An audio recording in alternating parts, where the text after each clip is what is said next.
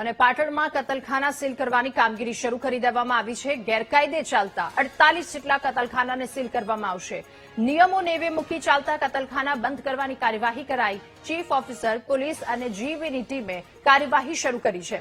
આ કામગીરીના પગલે સ્થળ પર ચુસ્ત પોલીસ બંદોબસ્ત પણ ગોઠવી દેવામાં આવ્યો તો તંત્રએ 22 ડિસેમ્બરે કતલખાના બંધ કરવા માટે નોટિસ આપી હતી અને 31મી ડિસેમ્બરે તંત્રની ટીમે અહીંયા સર્વે પણ કર્યો હતો।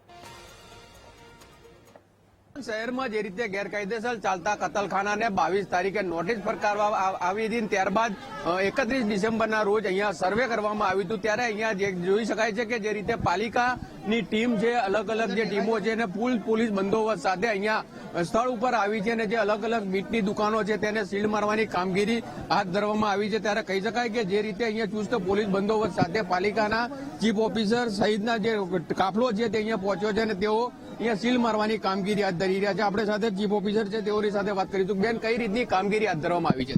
અહીંયા ગેરકાયદેસર સ્લોટિંગ યુનિટ્સ આવેલા છે કે જે રહેણાંક વિસ્તારની અંદર અને ઘરની અંદર સ્લોટિંગ થાય છે અને બિલકુલ અનહાઇજીનિક રીતે કામગીરી થઈ રહી છે। સ્ટેમ્પ્ડ મીટ પણ નથી અને ફૂડ સેફટી કાયદાના જે નોર્મ્સ છે એનું પાલન પણ કરવામાં આવતું નથી।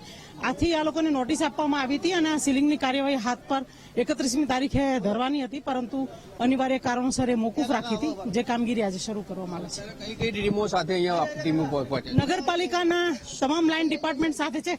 ભાઈ, આનું પેલું કહી શકાય કે જે રીતે અહીંયા પાલિકા દ્વારા સીલિંગ કરવાની પણ કામગીરી હાથ ધરવામાં આવી છે। જોઈ શકાય છે દ્રશ્યોની અંદર કે પાલિકાની ટીમ દ્વારા અહીંયા જે દુકાનો આવેલી છે મીટની, એટલે કે ગેરકાયદેસર જે કતલખાનાઓ છે તેઓને સીલ મારવાની કામગીરી પણ હાથ ધરવામાં આવી છે। અહીંયા એક જે રીતે નોટિસ જોઈ શકાય છે કે જે રીતે પાલિકા દ્વારા અહીંયા પણ નોટિસ પણ દર્શાવવામાં આવી છે। એટલે કહી શકાય કે જે રીતે પાટણ શહેરની અંદર અલગ અલગ જેટલી 40થી વધુ જે કતલખાનાઓ ચાલતા હતા ગેરકાયદેસર, તેઓને 22 તારીખે નોટિસ આપી હતી। ત્યારબાદ 31 ડિસેમ્બરે આજે આખો વિસ્તાર છે ત્યાં આગળ સર્વે કરવામાં આવ્યો હતો। અત્યારે પાલિકાની ટીમ, જે તમામ પ્રકારની ટીમ છે, જીબીની ટીમ છે, તેમજ ચુસ્ત પોલીસ બંદોબસ્ત સાથે અહીંયા જે 40 જેટલી નોનવેજની દુકાનો છે તેઓને સીલ મારવાની કામગીરી પાલિકા દ્વારા હાથ ધરવામાં આવી છે।